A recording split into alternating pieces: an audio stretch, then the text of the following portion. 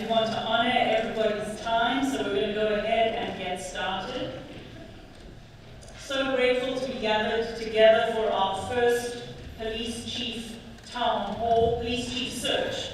Hall this evening.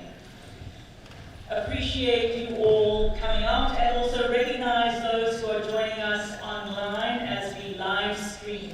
So thank you, those who are watching either now or perhaps taking time to do so later. We appreciate your joining us. This evening we're going to allow some time in the formal program for you to complete the Police Chief Survey. We really want to get everybody's opinion, and so we're going to allow some time for that in the program. I know some of you have already been working on it, and there will be folks circulating around the space who will be willing to give you a printed out copy or assist you with filling it in online.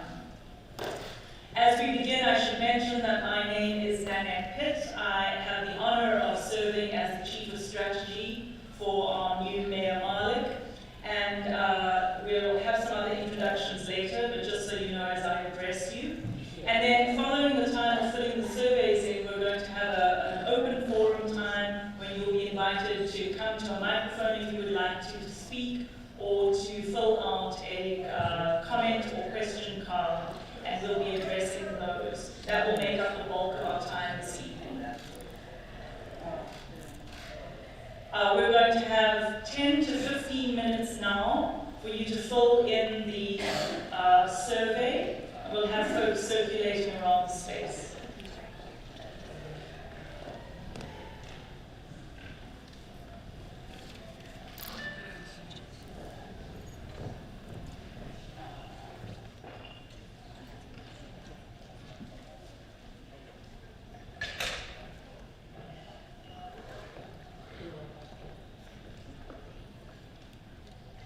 Would anyone like a paper copy?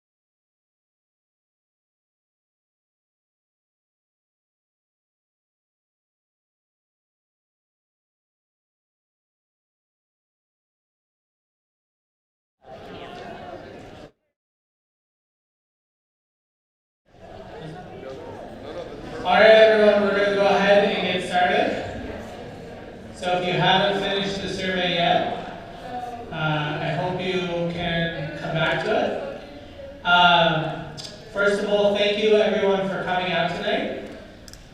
We are really glad to have this event. My name is Shammas Malik. It is my 11th day serving as mayor here in the City of Akron.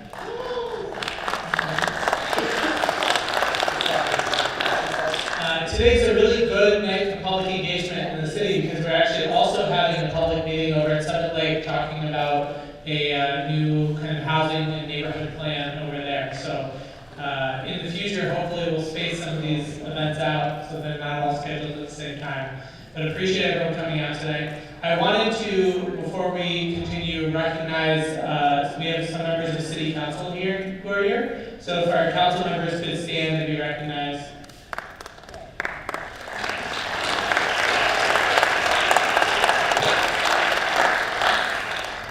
And we also have a number of our police officers and fire officers, if they could also stand and be recognized too.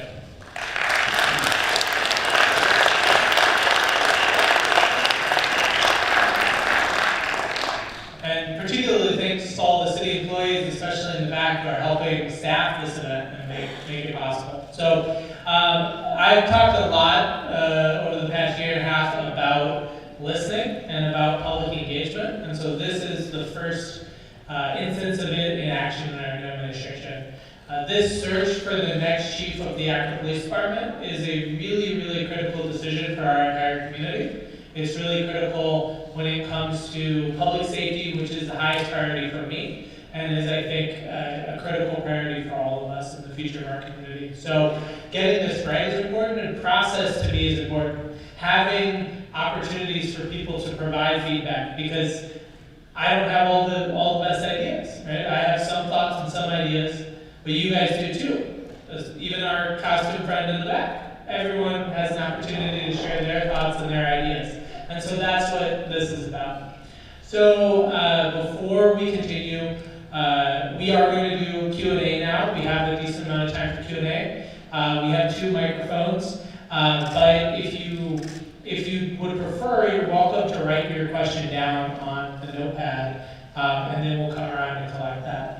I do want to take a moment and introduce the other folks here on stage with me.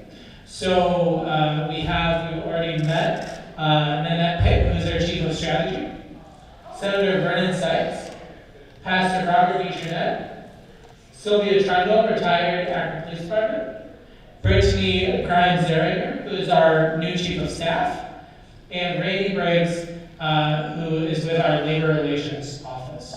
And so all of them have been helping work on this police chief search so far, and so all of us are here to listen.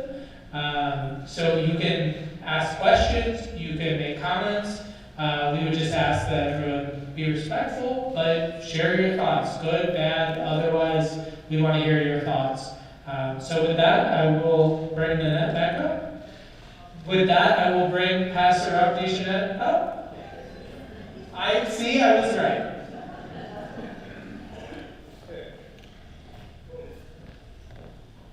Never doubt the mayor, right? So we're going to run over, the slides are in front of you. Just wanted to outline and run over the search process. We are working with Ralph Anderson and Associates on the search. They have been contracted by the city as a professional support for the search process. We are issuing the community survey, which you received this evening or may even have filled out before this evening. Wanted to really highlight the fact that it has been published in multiple languages: English, Nepali, Spanish, and Arabic. There are hard copies available at every community center. And we are also issuing an internal survey to the Akron Police Department, which all of the employees, which is available to them both in hard copy and also in an online version. And for those members who are with us tonight, that is available both in 2 places in the department, the Detective Bureau and the FOP office. So we're inviting, will be tomorrow, will be available. We are opening the process to both internal and also external candidates. And And we plan for 2 more town halls as we narrow down the candidate list. We are committed to remaining open to engaging with you, the public, throughout this process. It should take us 3 to 5 months to select the next chief. The priorities for the next police chief are experience with management in a large police organization, a strong sense of integrity and honesty, emphasis on community policing and violence intervention, and a commitment to building trust with residents through relationship building, transparency, and accountability. It is now my pleasure to invite Pastor Robert to come up.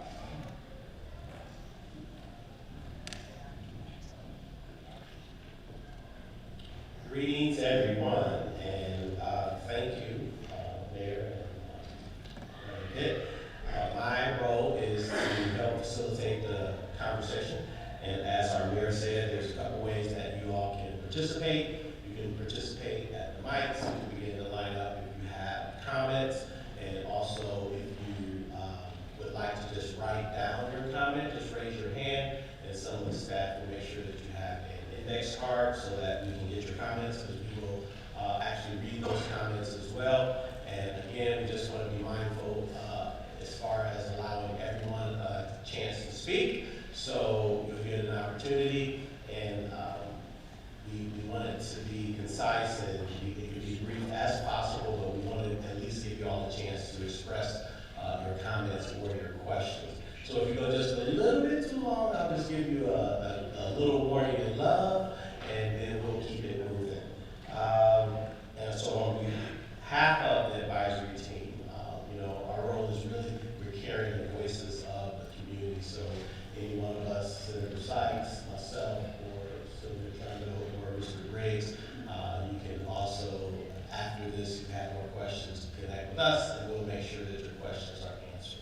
So if you have a question or comment, we ask that if you want to verbalize that, just come to the mic and we will facilitate that. And if you have a question that you want to write that down, and then just raise it up, and then one of the staff will be able to attend to you.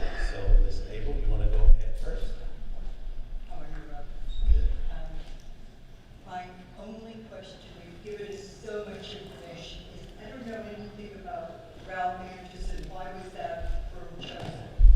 And I meant to say too that the mayor will be answering all these questions. So this one I do have the answer to, which is that Ralph Anderson was the search firm that the city contracted with previously during a search for Chief Milet. And well, it wasn't a search for Chief Milet, it was a search that resulted in him being hired. And after talking with folks, we felt like that was the best way to go with the firm. But what we've been doing is engaging with them, and they're assisting with, kind of locating candidates and, helping put together the survey. But we are all very engaged too. And so it is something where we have, expertise that's involved in, a very difficult, hiring for this kind of position is a challenging process. But also we have a lot of folks here within the city who are helping us as well. Could I give you one follow-up? Sure. Are they a national firm? Do they have local ties? So they are a national firm, is my understanding. They do analysis, they search all over the nation. The primary principal who we're working with, I think, is based out of Cincinnati. So just within the state of Ohio.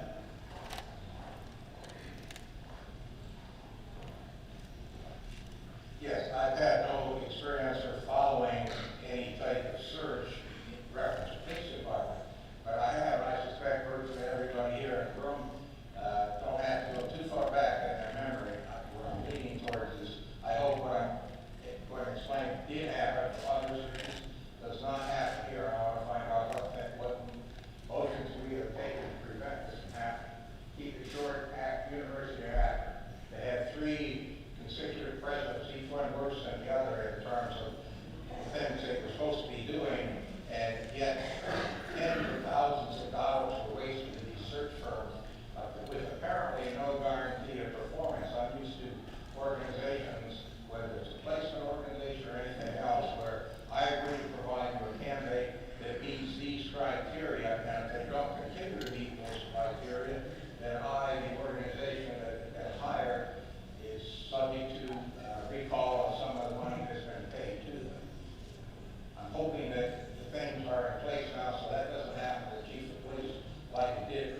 consecutive presidents of the University of Akron. Yeah, and I understand your concern, right? There's no, this is more of an art than a science. There's nothing that we can promise, that we'll have a certain candidate pool. But that being said, we're being careful not to rush this process, right? So I will say that in the fall, my hope was that we would get this started immediately. And the first thing that Ralph Anderson said, Randy, you were on that Zoom call, was they said, if you want to open up this process right before the holidays, you're not going to get a bunch of candidates who might otherwise apply. So we waited, right? I wish that we were 3 months into this process and we were almost done, but we waited because the experts asked us to wait. So, we are going to take our time and go through a deliberate process. We're trying to create the best process we can, and we're trying to, be as thoughtful as we can and generate the best candidate pool. But ultimately, like I said, it is a little bit of an art, more of an art than a science. Okay, thank you. Hi, I've lived in really small villages, big towns, now pretty decent sized city. So I've experienced a wide facet of policing techniques, styles, beliefs. And I think the survey that you passed on kind of alludes to this. I think that what Akron needs is a much greater concentration on community policing. In fact, on the survey I said, I'd like to see the new chief be commanded to, or asked to come up with a plan within 90 days, whatever's reasonable, as to how you implement it, and implement it within a short amount of time. I think a lot of Akron's issues would be addressed utilizing community policing. Is there any thoughts, plans to ask that of the new chief, and what would that be? Well, we had focused on community policing up there on the priorities. But I think part of it is that community policing is not something that you can just say, we're going to do this in 30 days or 60 days. It's, making sure that we have the bandwidth and the staff time and capacity for officers to be able to focus on that. And that's something that takes time. So it's, I think, about making sure that we have a candidate, ultimately a chief, for whom that is a priority and is a focus. But it's not something that, it's something that the entire department has to be focused on, and the administration has to be focused on as well. And then to your other point about priorities, part of the point of the survey is that, there's several priorities that are listed, but there's also opportunity to list any priorities that you feel we may have left out. So we want to hear from folks as to, what they think the priorities are, and if there's one that jumps out that we hadn't considered or hadn't raised, then as we go through that interview process, it's something that we can elevate. Small follow-up. You can't have someone that can do everything. So I would encourage you to not look at, I'll just make something up here. Hey, we're not going to do traffic stops. We're going to concentrate on community policing instead of traffic stops. I'm not saying that that's appropriate, but I would say, remember that for a time we might need to decrease certain areas that are still very important to transform the reasoning of the department towards community policing. I actually went to school for criminal justice, and it's really about a heritage. So I do know it's a big ask, a big step. But that's encourage you to remember. Mr. Mayor, Thank you. can I ask a couple questions that came in? We'll get back to them, but I want to at least give everyone in the audience a chance to ask a question. And these questions kind of go together, and it's what are the qualifications for the police chief? Also, does Mayor Malik have a specific philosophy he would like to see the new chief of police implement? And will a verifiable history of accountability and transparency of the job, as well as other important parts of the candidate's life, be a priority? And I can read the priorities if you want, and then you can answer. Yeah. So you said they go together, but that's,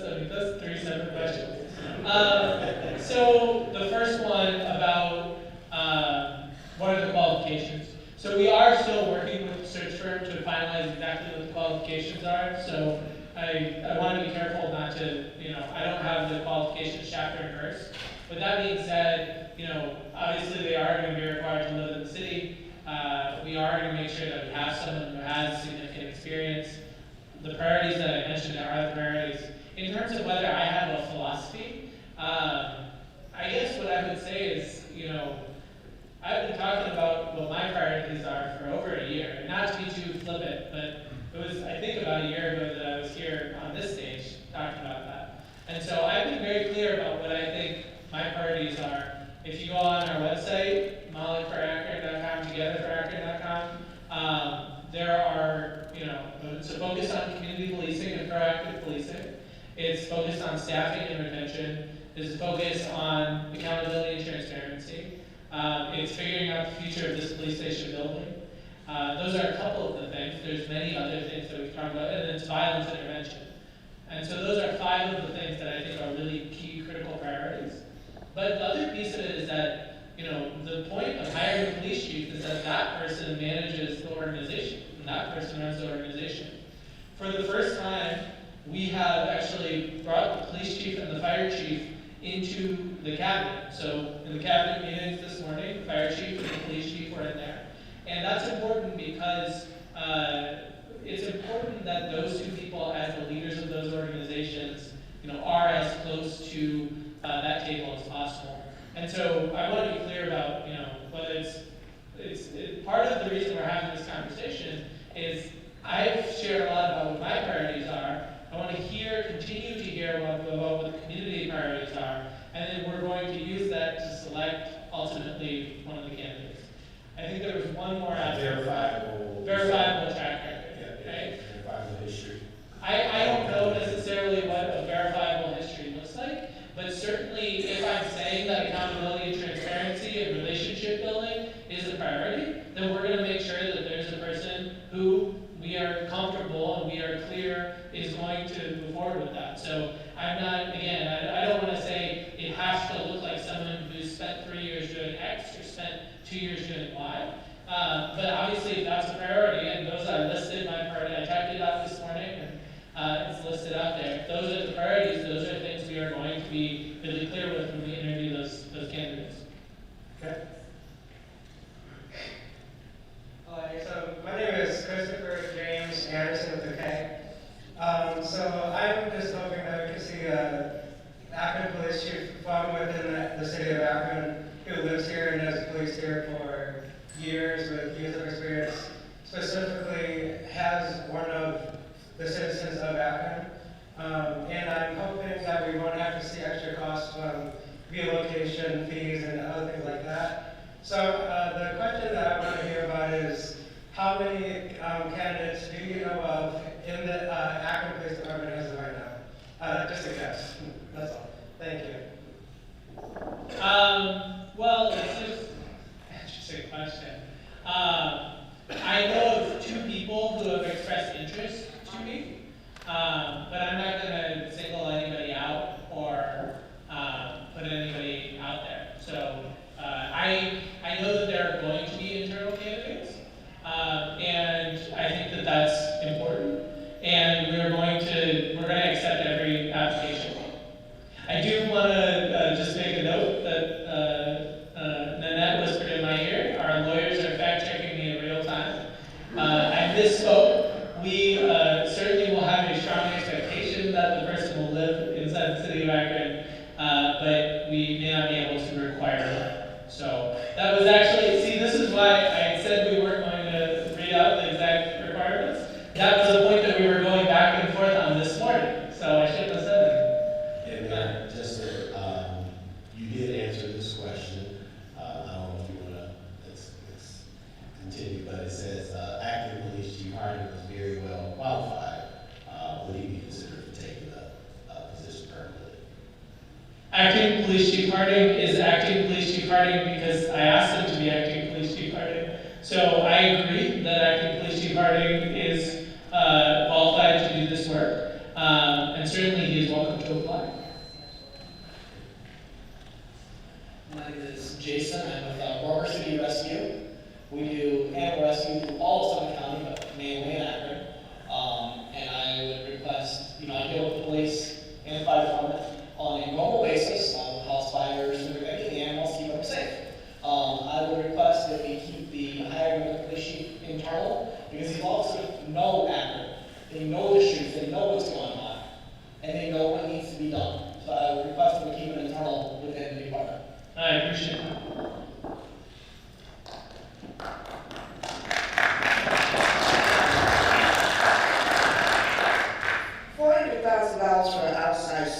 me and maybe to others is a little bit out of the way. When we have people within the department that can be considered.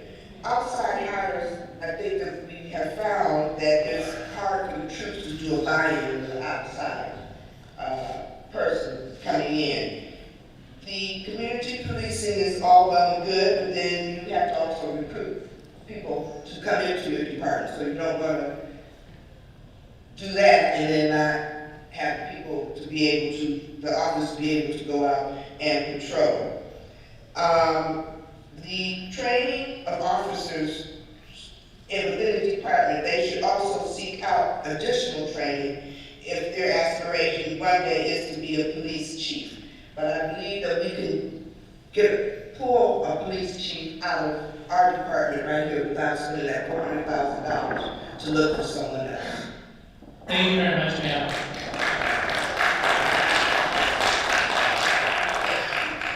I do just want to clarify, and I'm not arguing with the underlying point, but it's not $400,000. We were trying to get the exact number, but I believe the base amount in that consulting agreement is like something like $55,000. So it's not 400.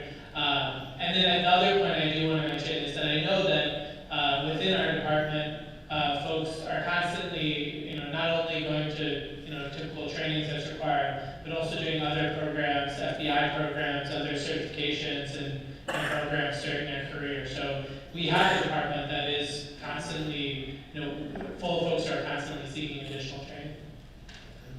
Harrison? Pastor Harrison, Pastor Antioch Church. No, I was just stating my name, right? Pastor. Good to meet you. Part of my question was answered in the fact that have we exhausted inside the department first? And it seems like we're going to be inclusive of candidates in the department and outside. I want to say that we have, I think we have a city, this is my belief, have hamstringed ourselves in looking for qualified police chiefs because we have only looked at deputy chiefs. Okay, so when we're looking at Akron, there may be a lieutenant who, because he's not a deputy chief, he is not looked at, but he has everything, he or she has everything that we are looking for. And it's not to say we should stay inside, go outside. I just think that if we can look at every supervisor in Akron, may not be a deputy chief, may not be a captain, but if we're looking at qualified people to move the city forward, qualified people for community policing, qualified people who have a heart for Akron, qualified people who share your vision and are willing to work towards your vision, is it possible that we can open up and really look through the ranks? I don't know the question of that. I don't know the answer to that, but can we look below where we have traditionally looked to find the chief, if possible? No, I appreciate the feedback. I'm not going to issue like a legal opinion here on the stage, but I appreciate the feedback. Good evening. Good evening, sir. It seems like we've hit a common theme here. And my question is, the police chief and fire chief are now part of your cabinet. And the reading I've done, most of the cabinet has some connection to Akron. It seems like that's somewhat important. And having been a recent graduate of Leadership Akron, I think anyone who's gone through that program will have particular tools to make them more qualified to look at the city as a community and plug in. So have you considered maybe giving extra credit, if you will, to people who've been through that program? I had not, but it's a good idea. I will say though that we hired a chief of staff and we hired a chief of strategy, and little did I know that they had both been through Leadership Akron.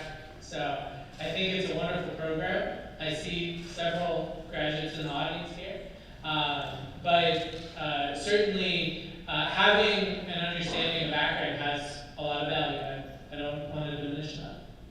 Okay. think you were on the front page of the paper today. Very interesting. Shout out to Akron, you guys are great people, sometimes. Now, part question, part, I guess, thoughts, right? I'll make this quick and I'm gonna wrap it around, my bad. So, I remember, right, when I was in college, I came back my freshman year, I was at University in Oxford, Ohio. I came back here for the summer because I needed to find a job, I wanted to work, no one really do all these internships, right? No one would hire me because they knew I was going back to college, right? And so I finally had this interview at Subway in Wallhaven, and I looked at them dead in the face and I said, I'm actually transferring to the University of Akron, and I'll be here working full time, right? That was a lie, right? At the end of the summer, I turned in my 2 weeks notice and said, actually, I'm going back to college.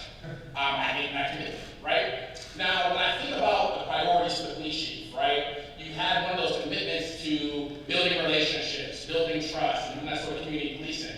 Now, I had the fortune, or I guess misfortune, of sitting through being one of the stakeholders in the last chief search, right? With my left. And I remember my left looking us in our faces and saying, I have a commitment to building trust, to building relationships, and to really doing this community policing, right? And we now look and I think it's clear that commitment was not followed through, right? I think he kind of just lied to us, right? It was a commitment. It wasn't really anything back up. And so I'm wondering, right, in this next search, how can we know that someone is going to be more committed or actually going to follow through with really trying to build those relationships, being genuine, and trying to do something to really build, to really fix a relationship between the community and the police department? Right now, it's just really bad. In initial interactions, right, people are just not having a great experience with the police department, and the police department isn't benefiting from it, right? And so, beyond just a commitment, how can someone really, what are you looking for to really show that they really want to build relationships? They really want to do what they said they're going to do. They're not just going to come in here and lie to get a job.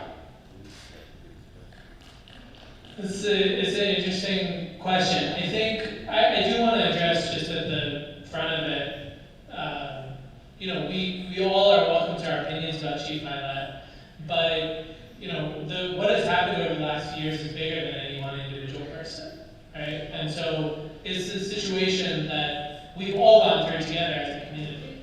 And I will say, from the jump when he was hired, he was out at different community events all the time, right? So if that's one metric, right, that's not the only metric, right, that you would use, because by that metric he failed, right? So what I would say is that there are lots of different ways of demonstrating commitment to a relationship, right? You can talk about experience, you can talk about instances in which you've done that in your background, in your experience.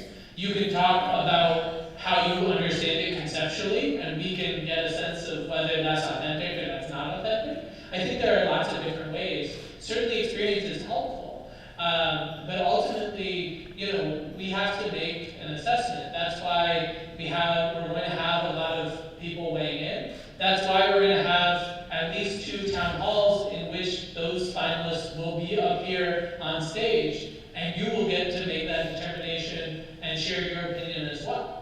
And so, again, I would go back to the point that it's less of a science than an art, right? There's, you know, none of us at the end of the day can't know what's in someone's heart, but we can do our best to go through our process.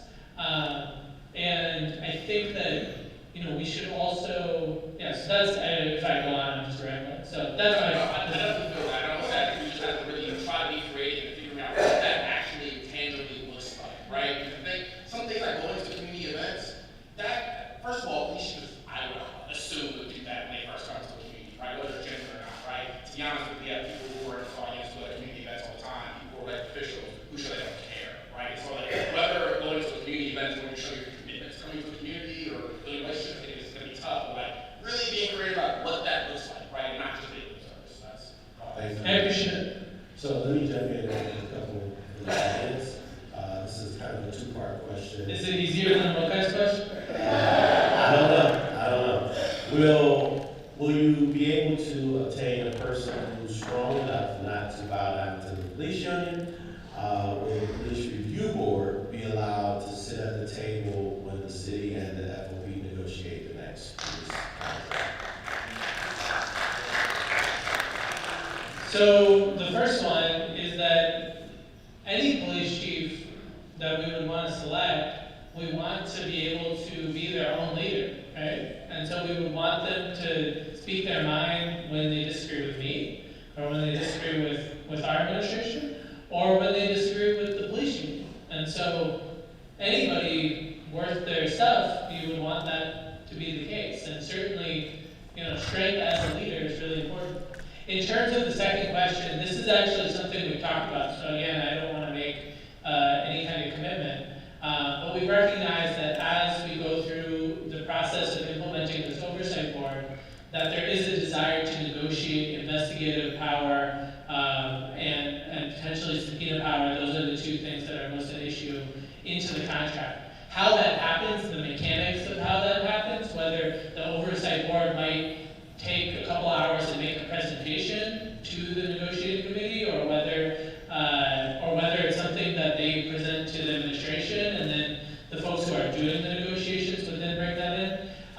That is, I'm not going to make that determination up here on the stage, but it is something that we've talked about, that we're considering, and the negotiations will start in the fall, in the early fall, and so we'll go through that process. Okay. Hi, my name is Kim. I've lived in Akron, and all of our families have lived here all our lives. A couple things. If we can't find at least one qualified person to be chief out of our own police force, then we've got more problems than we think. And I would think that there are many qualified people that would come out. I went to several meetings on the policing board, and I hope this search doesn't turn into that. My point of view was that review policing board was out to get the cops. And they basically said that at the meetings I was at. This is not coming from a white woman. This is coming from a mom of a South Korean kid. My extra son is black. My extra grandbabies are black. My son is white. I volunteered with the Garfield band, and all those kids called me mom.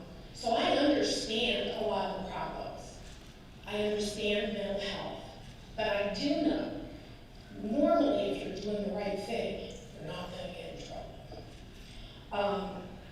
Anywhere I come in contact with the police, whether it be through South Street Ministries, whether it was through Garfield, whether it was through going to the Arrows when they were the Arrows or whatever, I've never had a cop not be nice, not be professional. There are going to be bad cops. I'm a nurse, there's going to be bad nurses. There's going to be bad mayors. There's going to be bad ministers. But most people are good people, especially if you're doing the right thing.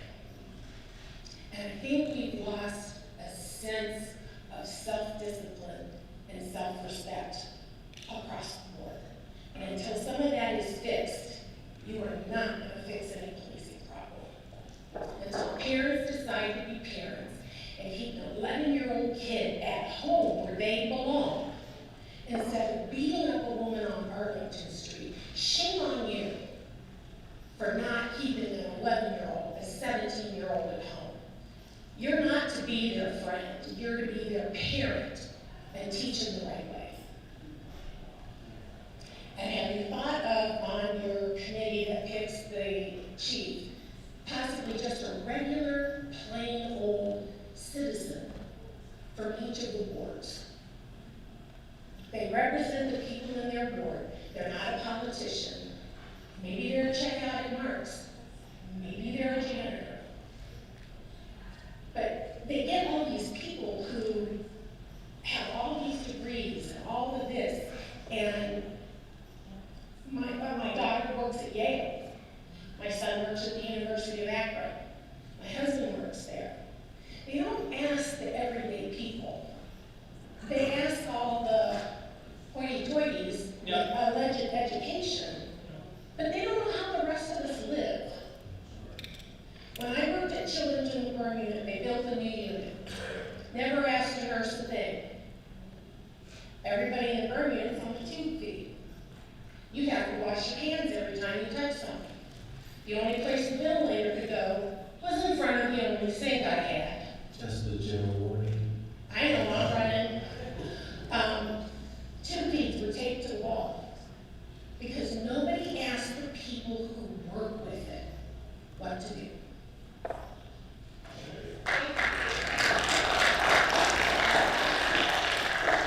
Thank you, ma'am. I really appreciate that. I want to just make two short statements. The first is that these folks are not picking the police chief, right? I'm picking the police chief. And they're an advisory group, but the whole point of this process is so everyone can share their opinion. And it matters to me that you share your opinion. It matters that everyone has a chance to. Like, I get my chips and soda from 7-Eleven just like anybody else. I'm not some fancy person, right? We have 10 members of the community from each ward who are council members, right? They're regular people too. We all, you can come find us at the grocery store, you can come find us wherever. I know because people stop me. So I would say, we're at the beginning of this process, and we are going to absolutely listen to people. And we're not going to silence anyone because they're pro-police or anti-police or anywhere around, right? We're listening to everyone's voices here tonight, and that's the point. And I hope you see in the outcome, your voice reflected in that.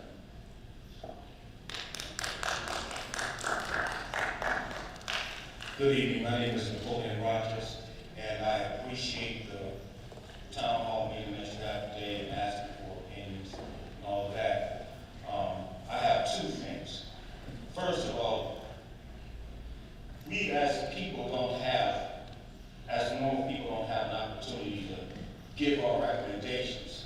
Okay, we want to ask questions about the type of candidate. Since we're in Akron and we know officers, if it's possible, maybe we can request some officers that I think would be qualified, like Officer Decatur in the Akron Police Department. I don't know if Officer Howard Vaughn is in the police department still. He would be a good candidate. So I don't know, of course they're not here, but I would like the word to get out to the rank and file police officers to apply.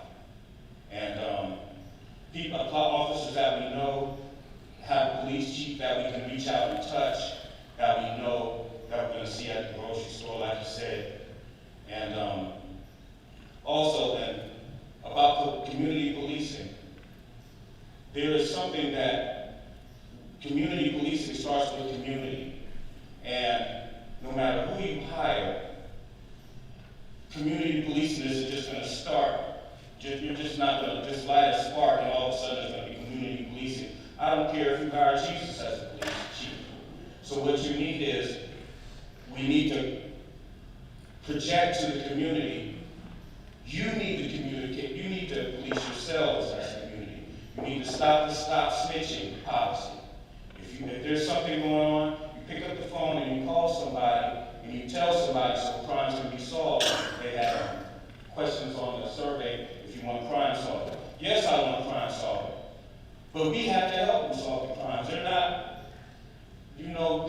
Inspector Gadget and everything like that, where they can just figure out and diagnose everything. All I'm asking is, if we're going to have community policing, start with us, community policing ourselves. And like she said, the lady said over there, about parenting. You have to start from there and start on down. So thank you for having this, and I hope that you're able to, and I wish you the best of luck in picking up the police. Thank you very much, sir.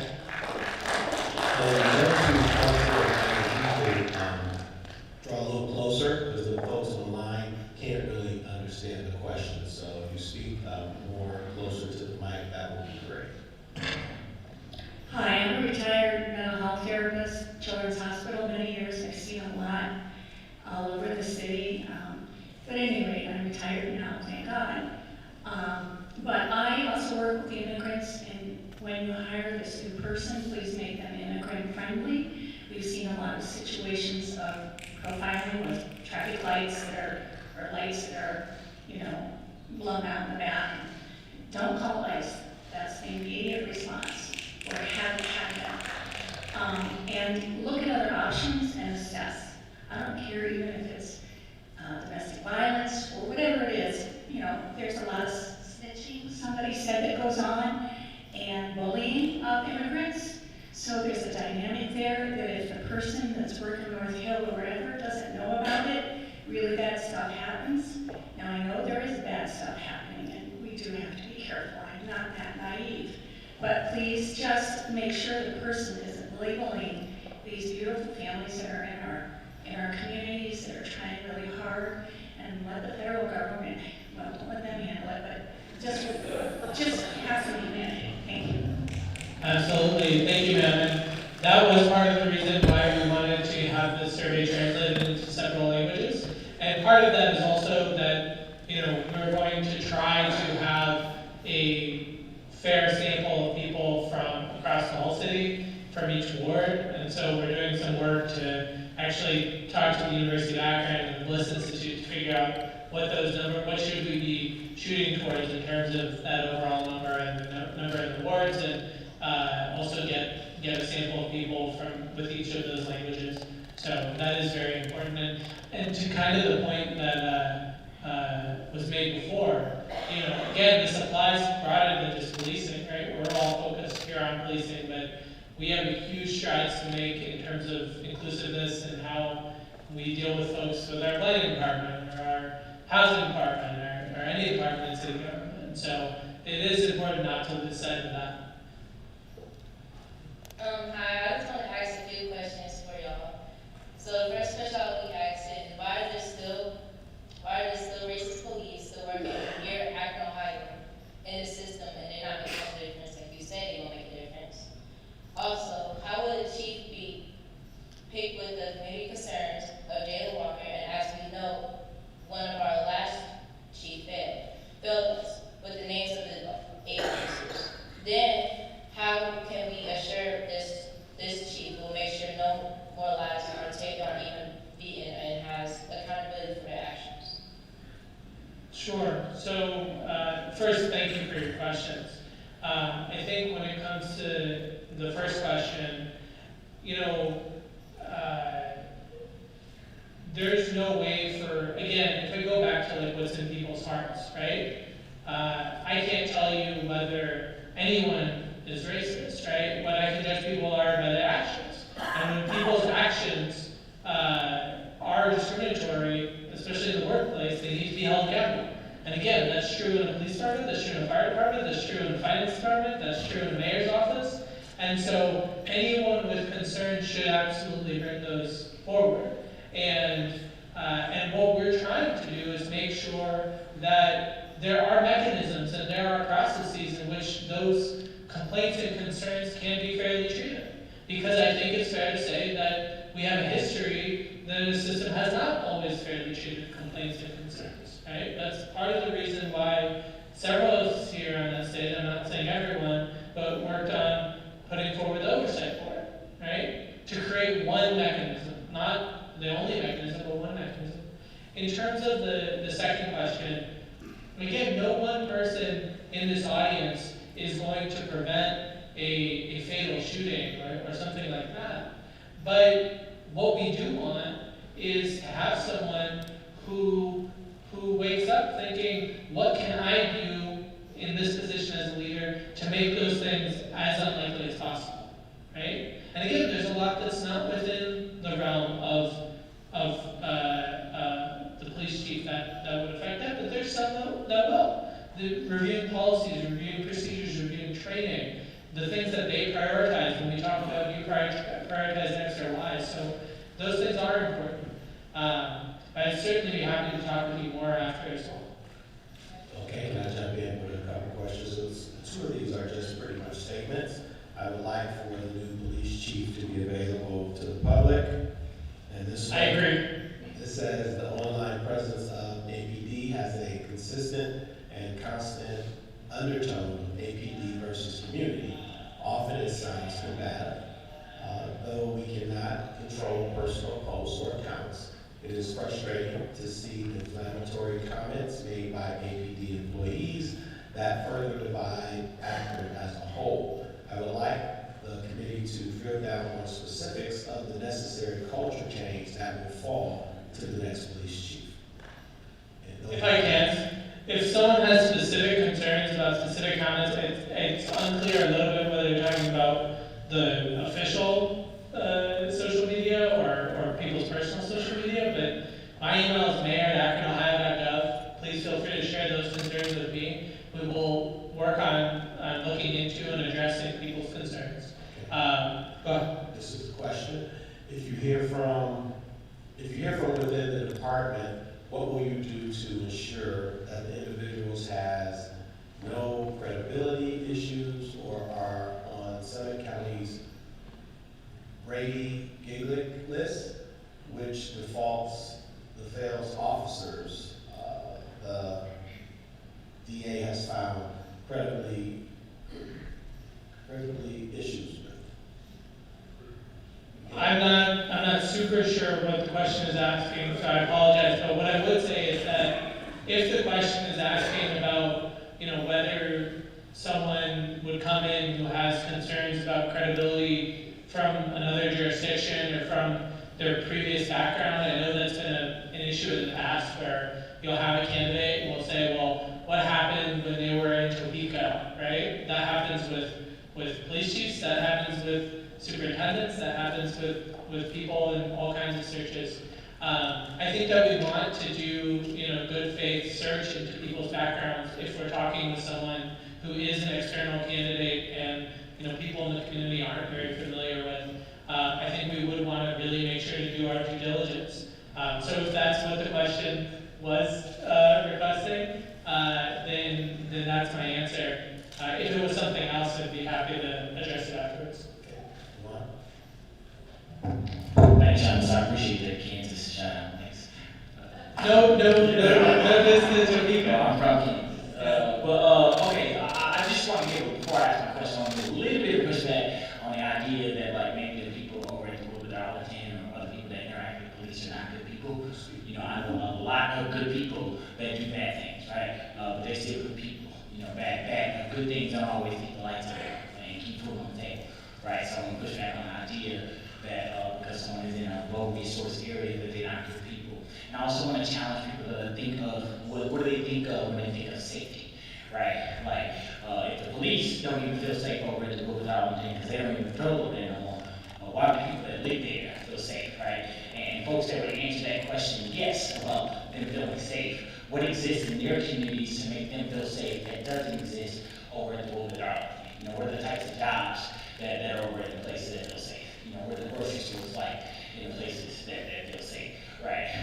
So I think also what's important is that it's been very hard to find data about the policing and how policing occurs in Akron. The little bit of data I did find showed that there was a 5% decrease in calls for service in 2023, as well as theft is the #1 crime in Akron. So why are people stealing? So I guess my question is, what will you do to ensure that the new chief actually uses data, to make informed decisions on where the police are going and what they're doing? I mean, if you look at the budget of the city of Akron, or really any city in the entire country, public safety is the #1 thing. So we're paying for all these cops, but we're not looking at the source of why people are committing crime. Are their basic needs being met? And how can we invest more in that? I'm not sure if the budget is out yet for this year, but with a 5% decrease in calls for service, there's a lower need for policing. So can we take some money from the budget and actually invest it at the source of crime instead of just simply investing in something?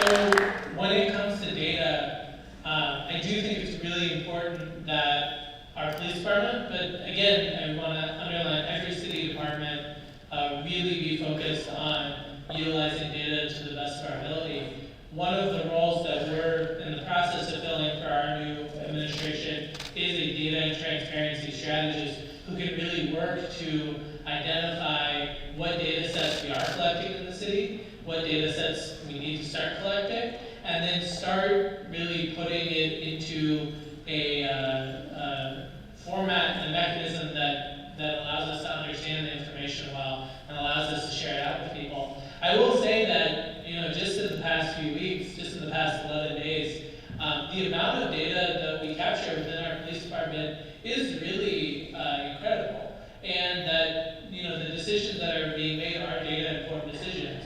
When we look at the new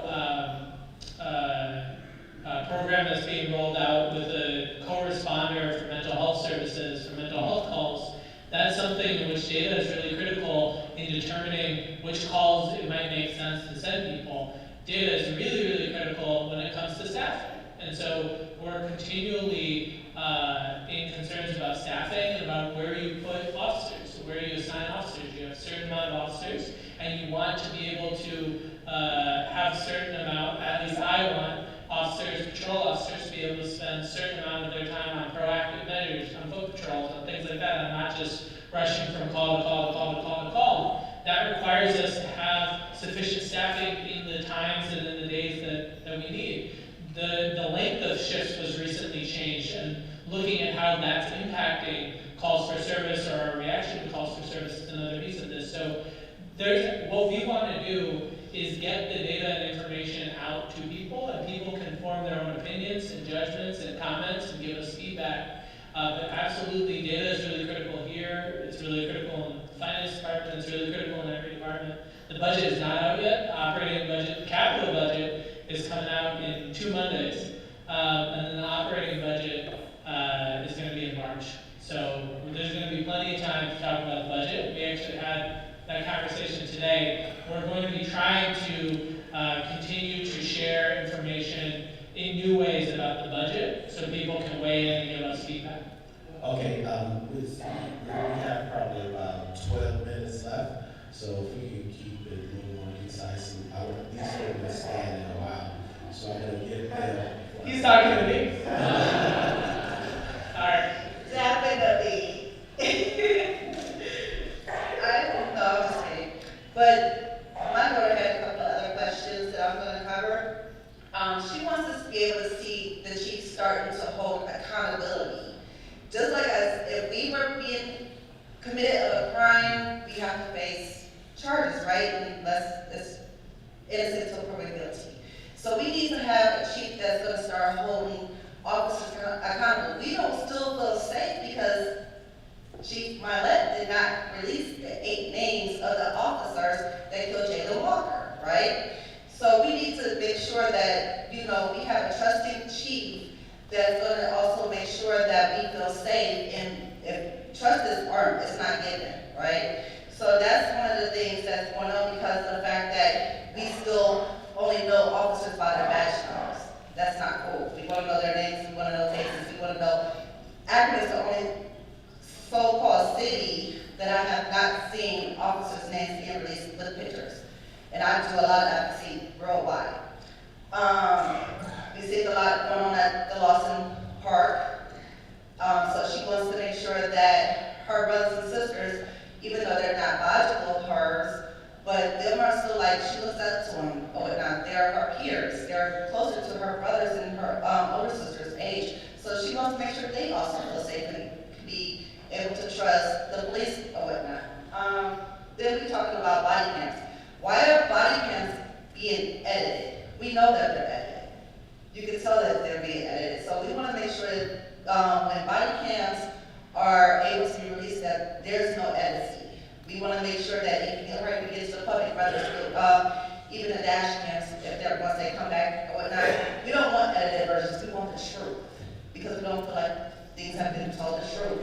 So Ma'am, can we? I think that's all the questions or whatever. But I just want to make sure that it's more accountability. And if I could say too, if you have a question that we might not be able to get to since we'll have 9 minutes left, if you could write your contact information on the back, we'll make sure that your question is answered. Just I promise, just 15 seconds. Videos can only be redacted for certain purposes, for certain things under the law. If there's a concern that a video was improperly redacted, let us know, and we will look into it. First you and then. But they sorry. They were standing. Okay, sorry. They were standing. Thank you, ma'am. Giving this, my name is Purdue. I've been around Akron quite a few years, and when you hear the name, you'll know that I've been here for a while.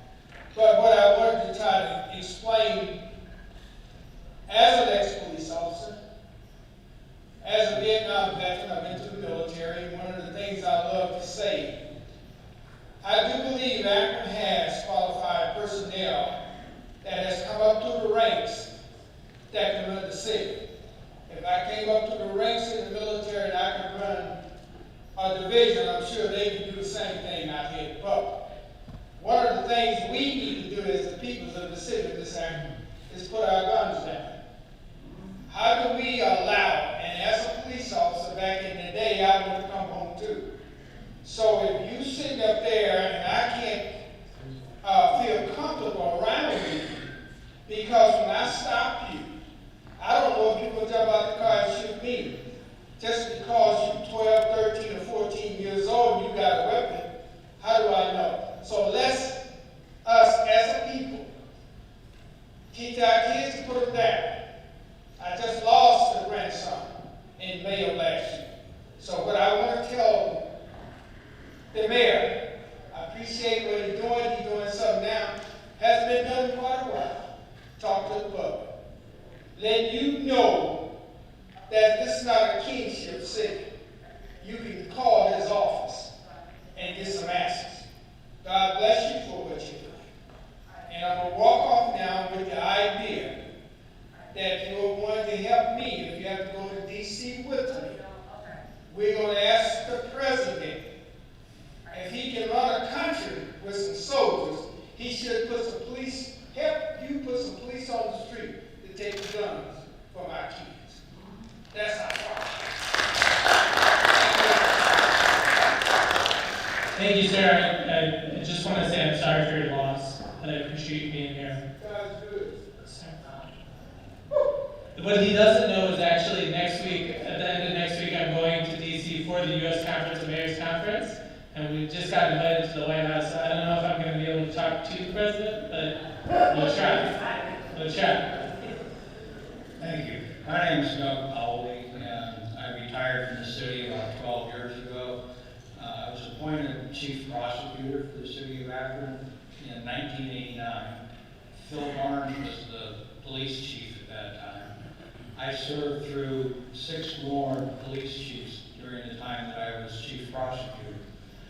In fact, James Nice was the last police chief that I served with. And I was there when the city decided to do the 4-year appointment instead of promoting from within the department. And I don't disagree necessarily with that decision to have the chief more directly accountable to the mayor. That's a good thing. But I want to point out that the 6 police chiefs that I served with before Chief Nice had an average of 36 years of service with the city of Akron. And every year the city appoints police officers. I shouldn't say every year. We don't have classes every year, unfortunately. But every year we promote police officers to sergeant. We promote police officers to lieutenant. Captain Fungo was promoted after I don't know how many years of service.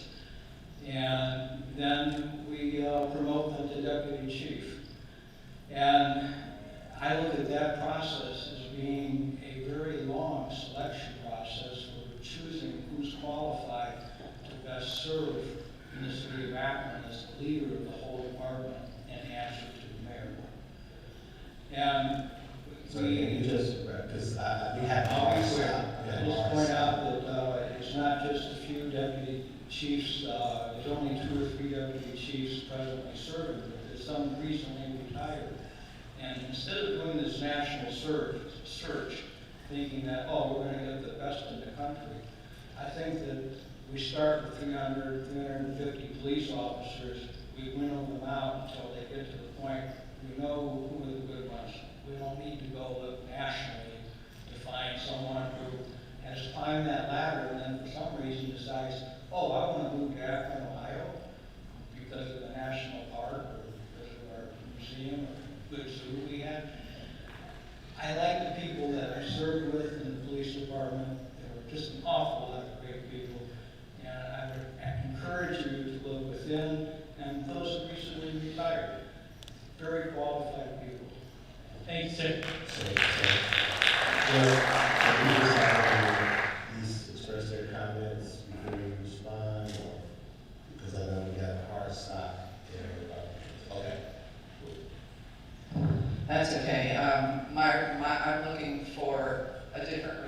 comments than you talking to us on that microphone. I'm actually looking for you to take action. My name is Kimberly Vaughn. Congratulations on your election. I mean that from the bottom of my heart. I actually saw you on your foot campaign going up Britain Road, and you were sweating. So a lot of hard work went into your election. The same Britain Road that my husband was killed on by 2 Akron police officers. First off, please do not pick either one of the officers that killed my husband for chief. We already know that one of them still remains a trainer, was never demoted after killing my husband. So please don't pick from those 2. So now the list of requests from a family of an APD murder victim. Find someone who is not a closet racist. Find someone who has investigated this department before they step into it.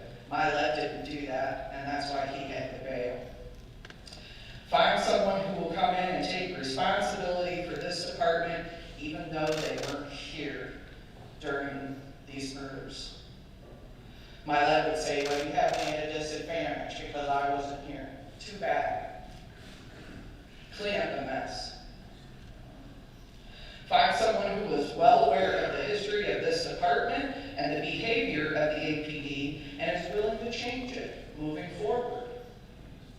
Find someone who will not rely on qualified immunity to clear the bad behavior of their officers on a daily basis. Find someone who has full respect for humanity and the lives of the residents of the City of Akron. The previous lack of respect for basic human life of these residents has been disgusting. Find someone honest if possible. Find someone who can work hand in hand with you and be that backbone that Akron needs. I'm going to wrap it up. I just know, but I just want to be respectful because we have. I will be respectful. I'm respecting everybody in Akron right now. I know, but you. Be the hero that Akron needs you to be. You have the power to pick someone strong, honest, who can lead this department in a different direction. I would love it if you would go down in history for being that mayor. Save Akron and justice for my Muhammad.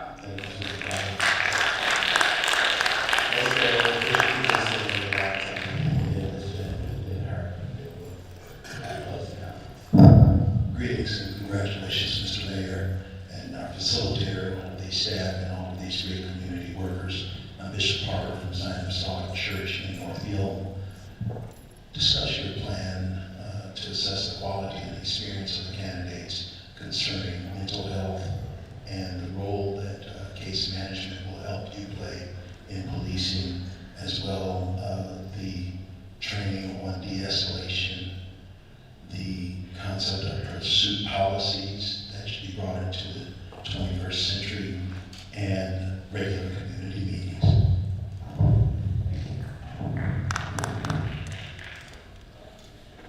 Good evening. I promise I'm going to make the first speech.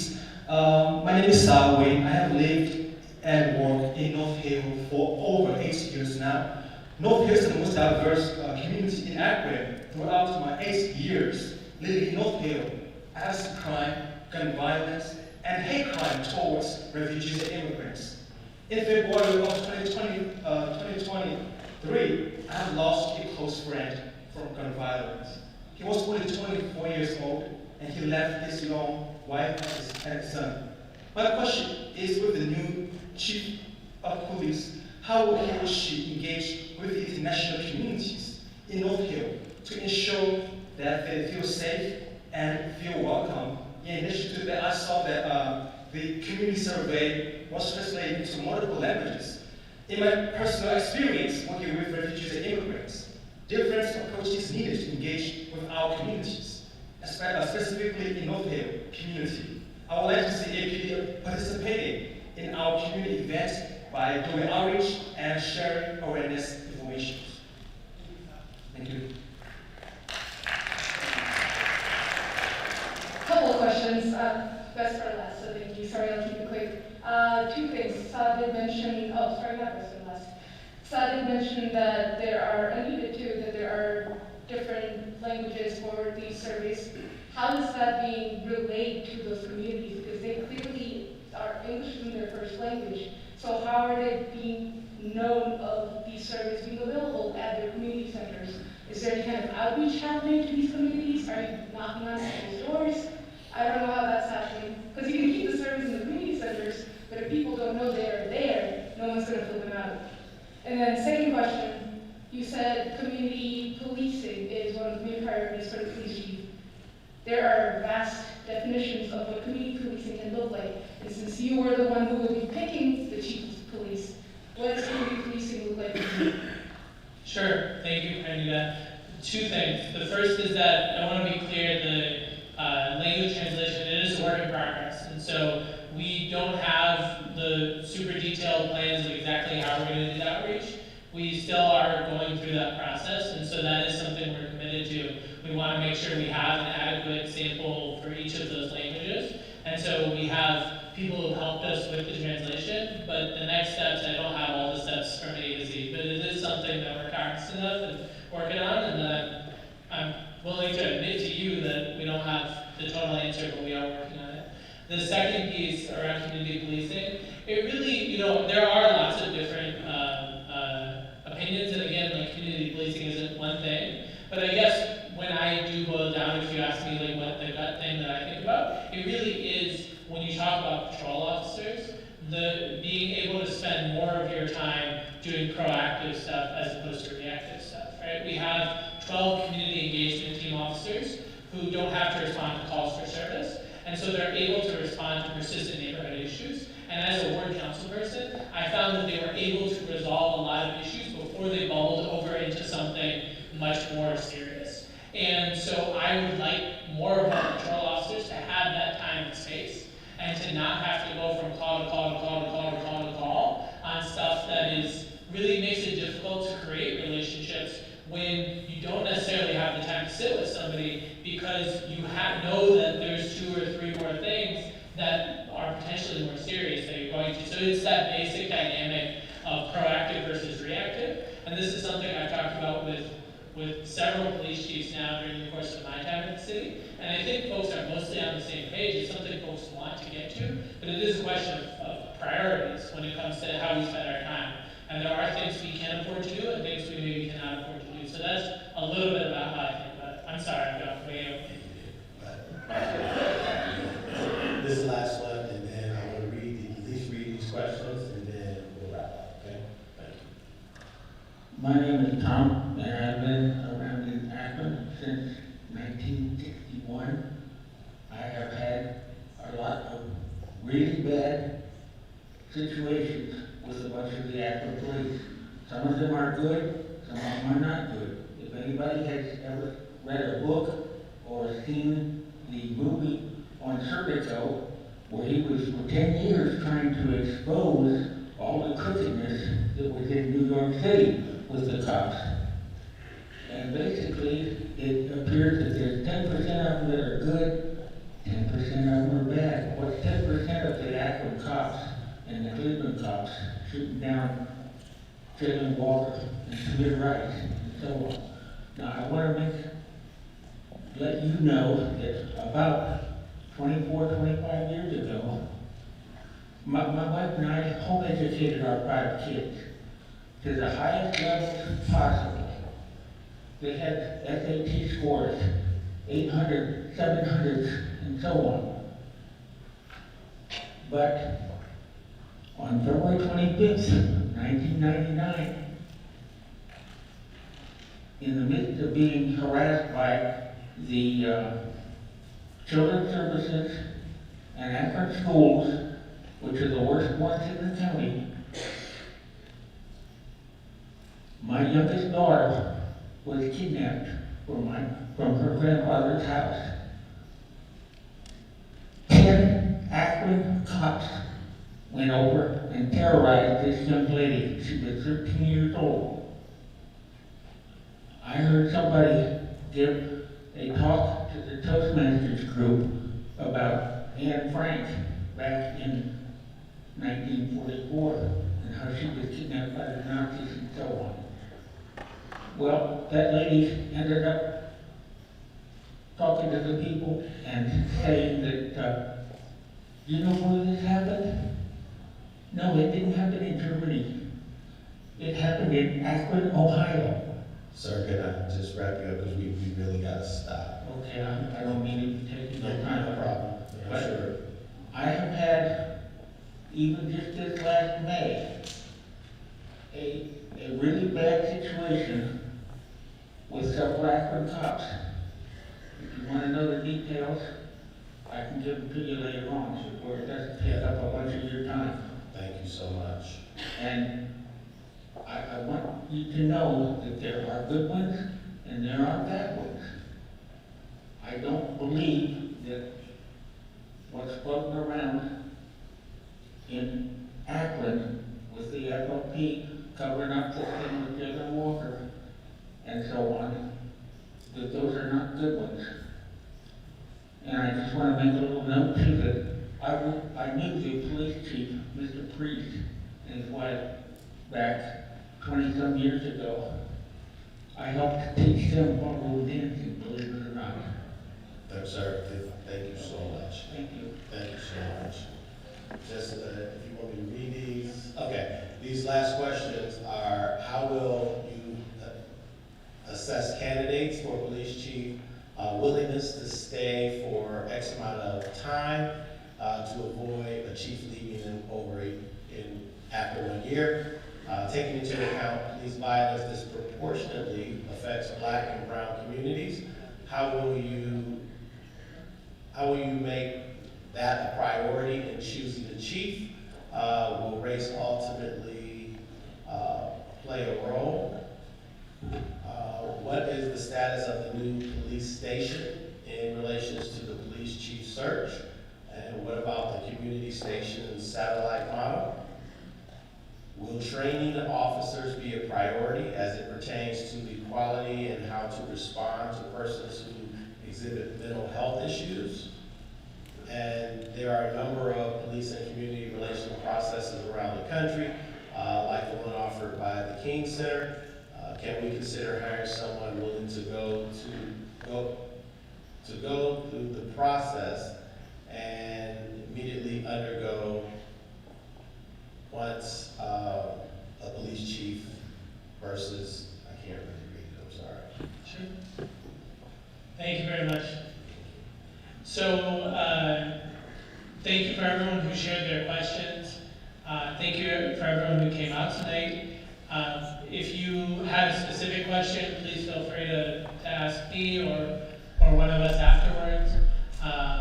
For the questions that are coming in, and ultimately from what we get from the survey, we are going to be sharing information back out as to what has been collected and what we're hearing from the community. And so, please stay tuned for that. We'll share that. Please don't leave without having filled out the survey. That really is it's like let's get everybody in the room and have them fill out the survey.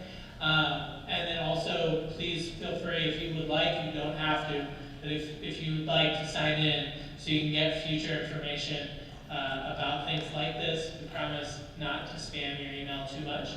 I want to thank all of the folks here up on stage and everyone who helped put this together.